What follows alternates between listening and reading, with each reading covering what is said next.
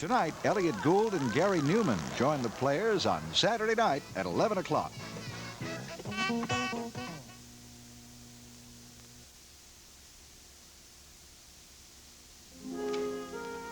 how could it happen? She was so sweet and so young. What kind of world is this when someone so young is murdered?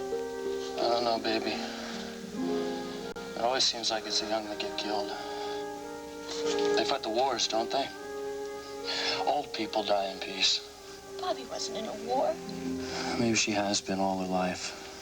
Jody, I just saw her yesterday. She came here with the watch that we were looking for in the Whitney mansion. She was sure that there are 2 watches. Gavin, we have to tell the police everything that Bobby told you. I've already told Cliff everything. He said he's going to talk to Calvin. Listen, do you think that there's a possibility there's some kind of connection? I don't know, Jody. Well, I mean, Bobby was on the way to the jeweler's, wasn't she? I mean, the man that she thinks had sold Sky the other watch. That's what she said. Maybe she never made it there. Maybe it all happened before she arrived. I've been going nuts trying to remember the name of that place. Then she did tell you the name. Yeah, I just can't remember. Hoffman, that's right. Primrose Avenue, right off Route 25. Yes, I'll be open during lunch. I always eat my lunch right here in Hoffman's Antique Jewelry Shop and Restaurant. I see. I would like to know if you have any antique gold watches. One of the finest lines in the city. Just yesterday, I received a beautiful old repeater from Brussels. Do you have any with music box movement? Well, that sort of thing is very rare. I had a couple, but they're gone. Well, tell you what, I'll just come and look. By the way, my name is Mrs. Whitney. Whitney? Ah, yes. Your husband must be quite a collector. I beg your pardon? Primrose Avenue, the second building from the corner. Well, all right, look, I'll be there in an hour. Thank you so much. You're welcome. Bye-bye. A collector? Of what?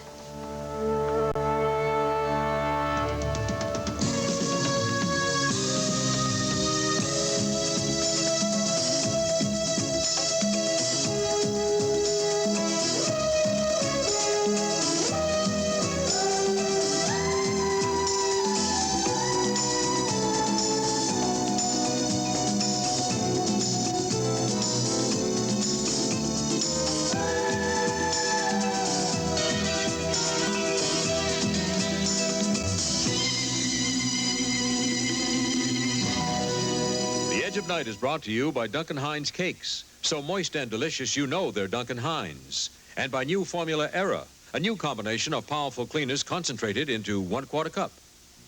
When we set out to improve a great laundry detergent, we wanted to keep the powerful cleaners that work on ordinary dirts, that cut through food stains, that get out grease and oil, and add powerful cleaners that clean collar soil even better than before. So that's what we did. All in the concentrated 1/4 cup called New Formula Era. So effective, it cleans clean through. Watch Era clean through collar soil, taco grease, and motor oil.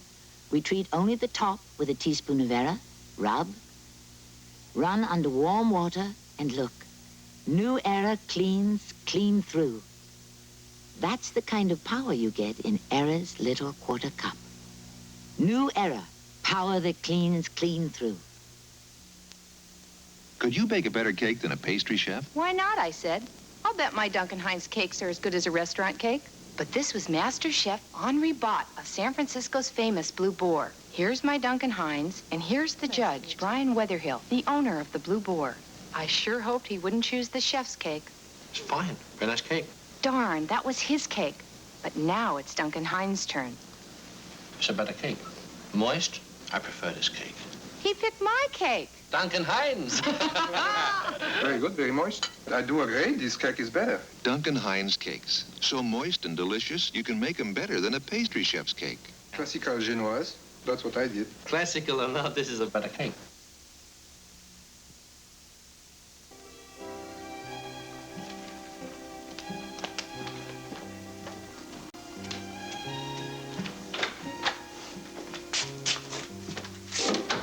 I have the car out front, Mrs. Whitney. Oh, good.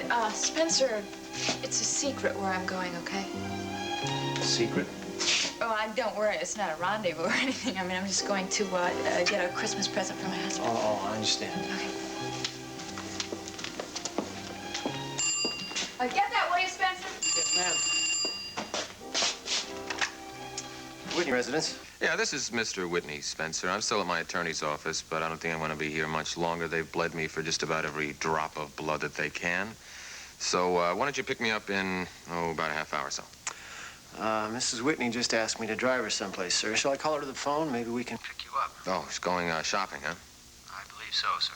Well, no, listen, she just dragged me into every shop in town. Why don't you just take her where she wants to go and I'll call a cab?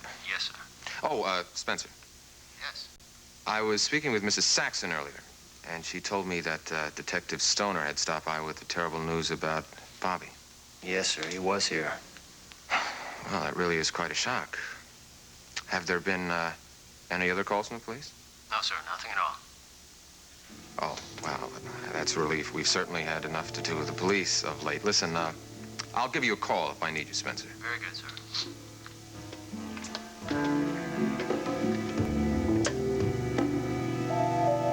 Death was caused by a severe blow to the head. It's as simple as that. Simple as that, huh? Well, actually, there was more than one blow. Looked like 3, but any one of them could have done it. Either her killer was a sadist or he wanted to be absolutely sure of Bobby Gerard's death. I'll tell you what I think. I think this was some kind of a crude execution. Well, you know more about those things than I do. I wouldn't say it was any kind of a gangland execution. No, a professional wouldn't have been this messy. And you think the murder weapon may have been a tire iron, huh? Well, the wounds indicated it was a sharp-edged object, almost certainly metal. That was just a logical guess. I think you're right on the money. I got back this lab analysis of particles taken from her scalp. They seem to agree with you, so apparently her assailant just drove her out to the spot, just did it right then and there. And without a struggle. There were no other signs, no other bruises, contusions, no broken fingernails, nothing else. Hit from behind, she probably had no idea what was going to happen. Hit from behind, that's what the wounds indicated, yes. Well, maybe it's more merciful that way. Certainly was easier for the killer. You know, she knew some pretty rough characters. When I checked out her background during the time that she was helping Gavin Wiley escape, I found that out. That's right, I remember. One of them paid her a visit then, Matt Sharkey. Maybe another one paid her a visit this time. Yeah, it could be. Well, thanks for the report. I don't want to hold you up. Well, I certainly wish it hadn't been necessary. Oh, wait a second, Miles. I did think of something I wanted to tell you. I went out with a patient of yours last night. Patient of mine? Jinx. Well, how'd that happen? Well, I suppose I must have made it happen. I called her up to thank her for the bottle of champagne she had sent me. Ah, yes. That champagne. And one thing led to another. I asked her out to dinner. I see. Had a good time. She's a bright lady. Yeah, that's what I thought myself. Look, did she tell you anything about herself? She did say that she wasn't as alone in the world as she had pretended to be before. Her father's alive. Now, why didn't she tell me that? Well, she can be a bit contrary. More than a bit, I think. What did she tell you about him? That he was very wealthy. They didn't get along, and she hasn't spoken to him in years. She tell you any other secrets about herself? No. Well, she said something I didn't understand. She said I could thank Nicole for that bottle of champagne. What do you think that meant? I have no idea, Darren.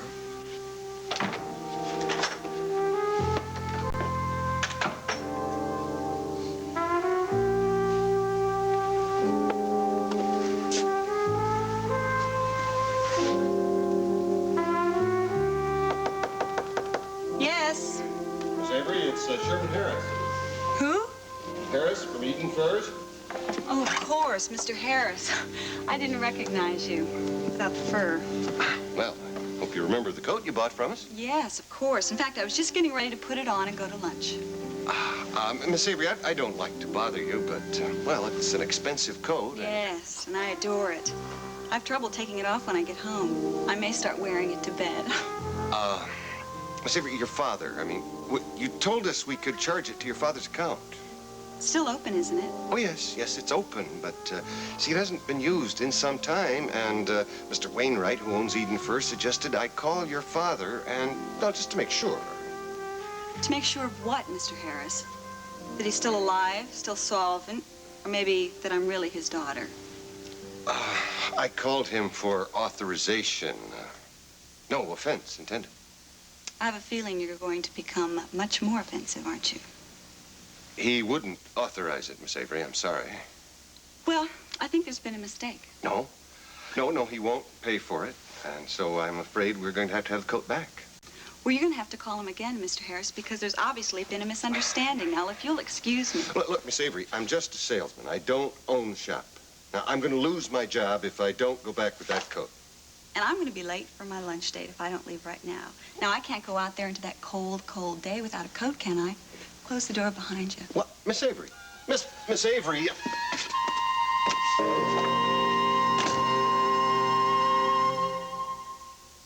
Chow, chow, chow. Oh, my cat just loves Purina Cat Chow. She jumps in the bowl and gobbles it right up.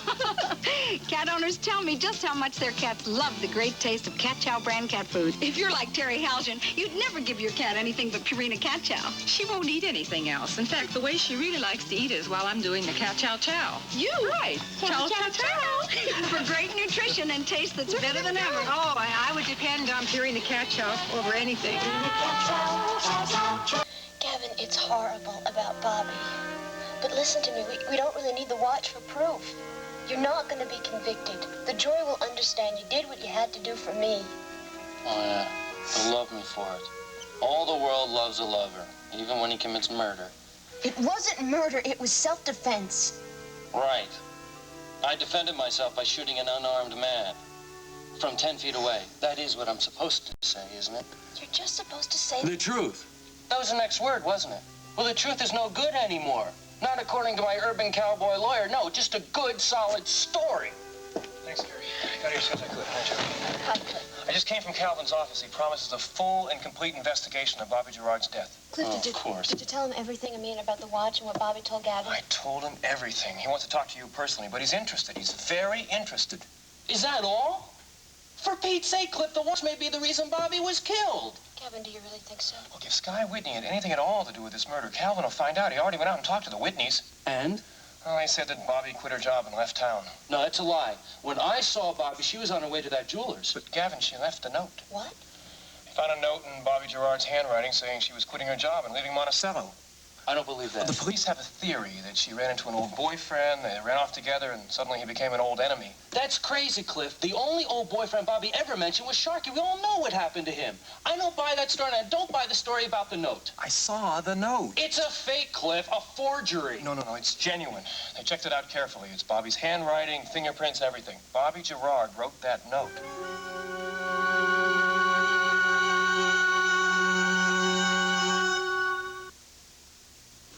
You want a bite, Pumpkin? She can't chew that. Whoops. You're the baby expert. No, it's just right. Everything for Karen has to be just right. Even her clothes need special care. Oh, so you wash them in this? For that ivory snow softness. I think it's just right. Ivory Snow starts with pure soap. That's what gives babies' clothes that Ivory Snow softness. Soft. Just right. Ivory Snow, just right for babies' clothes. You invite me over for a friendly dinner, and look what I find. Another glass. Eddie, it's got lipstick on it. And just after this greasy pan. It's not my shade. Dawn will handle it.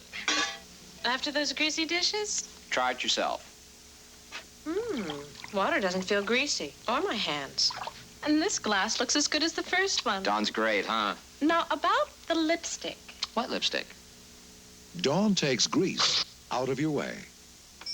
Mr. Dobbs, getting rid of the Duncan Hines blueberry muffins? No, just making room for a new bran muffin mix. Duncan Hines doesn't make bran muffins. Like I said, they're new. Duncan Hines bran muffins. So moist and delicious you may forget to butter them. Looks moist. Tastes delicious. I did forget the butter. Like I said. So moist and delicious you may forget to butter them. New Duncan Hines bran muffins. So, you still haven't really decided on your next subject? Well, I've submitted several to Geraldine for discussion. I put them in the mail to you, too. Oh, well, I haven't received it yet. Oh, you should get them soon. Geraldine said that the first subject should be on the curse of the Whitney mansion. Oh, poor Geraldine.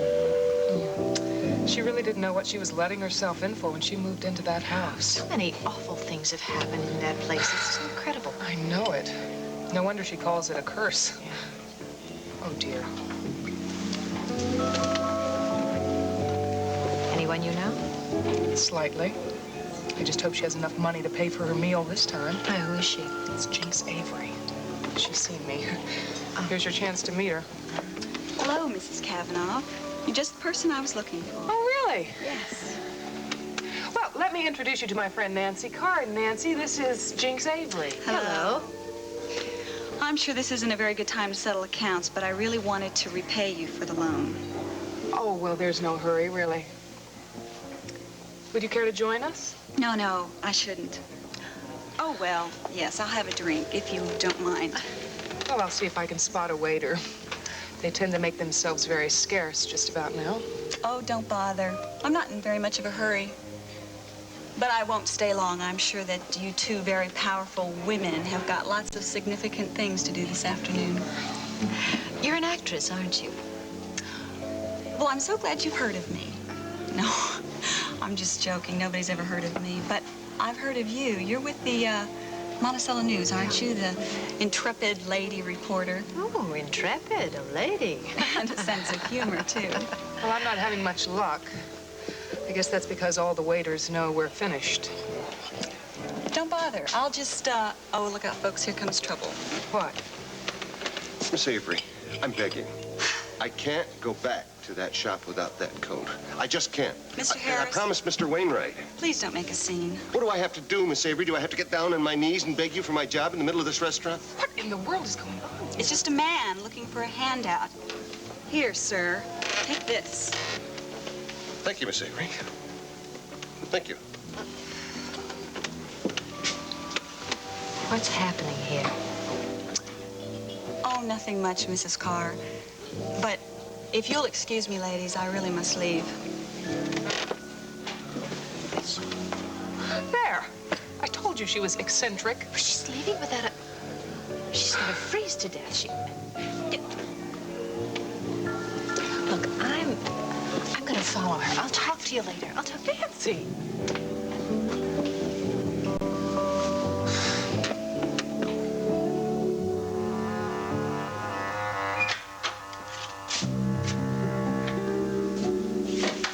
Anybody home? Hello?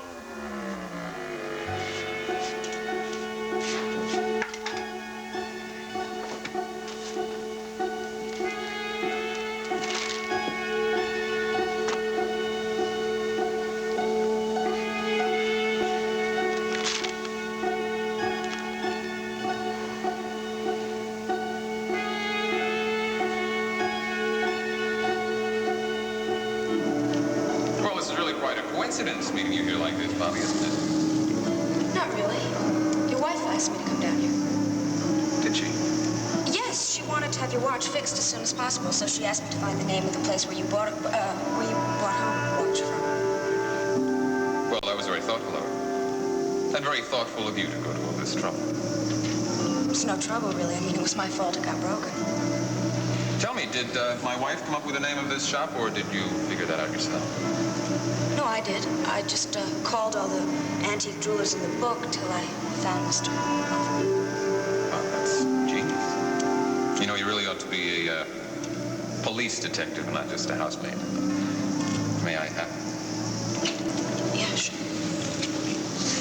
Are you sure it's fixed? Yeah, it's working. Did you hear the little tune that it plays? Pretty little tune, isn't it? Yeah, it's very pretty. Well, the least I can do to show my appreciation for all you've done for me is to offer your lift home. The car's right over here. I don't think so. Oh, don't be ridiculous, Bobby. We're both going to the same place, aren't we? Isn't Spencer... No. As a matter of fact, Spencer isn't. It was such a lovely evening, I decided to drive myself.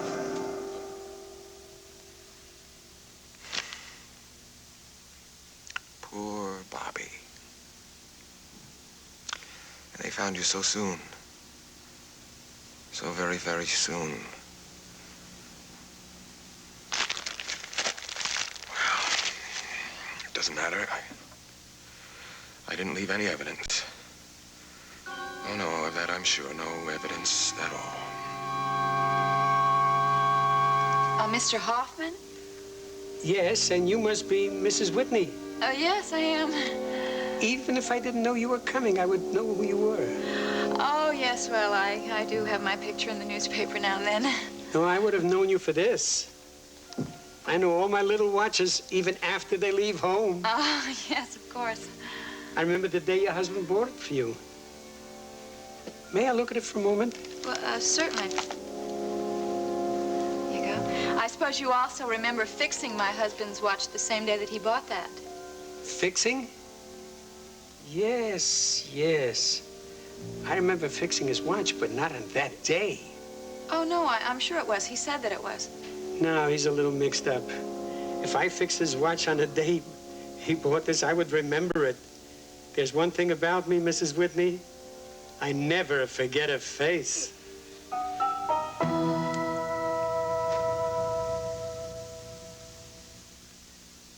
Inside that little Hershey's Kiss is the big, big taste of chocolate.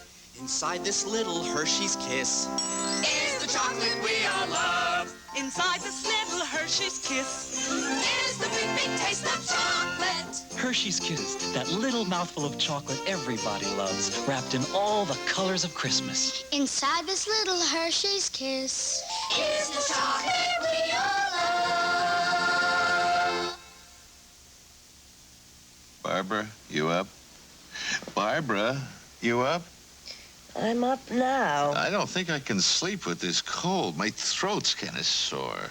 All right, I'll get the aspirin and Sucrets. Aspirin and Sucrets? Aspirin for your other cold symptoms and for minor sore throat pain. Lots of doctors recommend Sucrets with a medicine for fast temporary relief. I'm glad one of us can sleep. Aspirin and Sucrets, a sensible way to fight winter.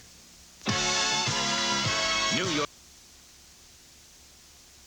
It's Saturday night! Still the cleverest species of them all. Tonight, Elliot Gould explains why he continues to host Saturday Night.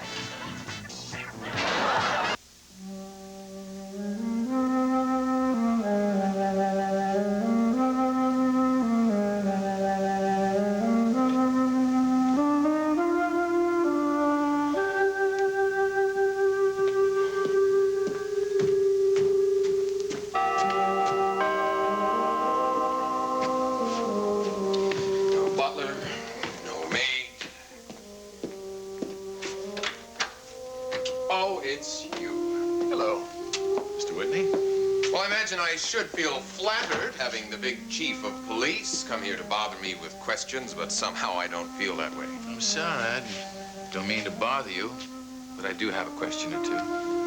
Well, I thought it was Detective Stoner's case. I mean, you did want to talk about my ex-maid, Bobby, isn't that right? Yeah, Stoner's the man, all right, only he's told me he's had some trouble getting a hold of you. Well, excuse me, Chief, if I have got other things to do with my time than wait around for the police to bother me with questions. You know, I got statements from everybody in this household, except you. Well, I imagine that I am the person in this household who knows the least about her. I mean, I didn't really know the girl. I didn't hire her. And, I probably only saw her twice when she was working for me. I don't know very much about her.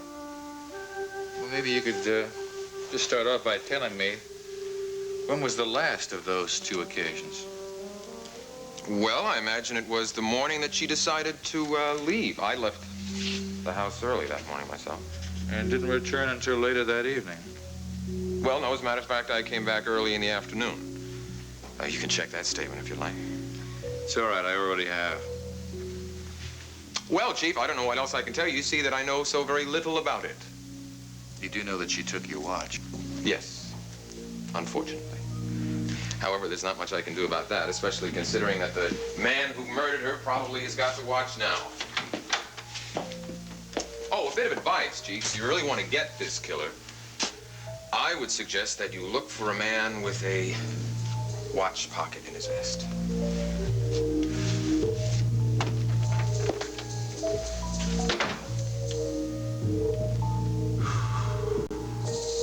So you don't have any that have a little music box, huh? No, Mrs. Whitney, nothing. But here, this is the closest to the one I sold to your husband. Well, it certainly looks similar, but I think you're wrong. You didn't sell it to him. See, I gave it to him. I sold it to him with a music box movement. I even put his initials inside the case. No, I'm sorry, but you're mistaken. See, I gave it to him as a wedding gift. No, I sold it. I have it right here in the record book. It was made by the same company that made this. But why would he buy a second watch and not tell me? I wouldn't know. Well, I guess if he already has one, I better wait, huh? Oh, well, I guess I lost that sale, didn't I? My wife told me I always talk too much. I'm sorry, but, well, thank you anyway. Thank you very much. You're welcome.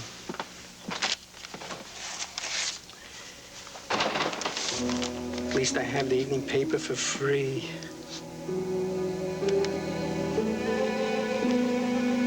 Oh, murdered.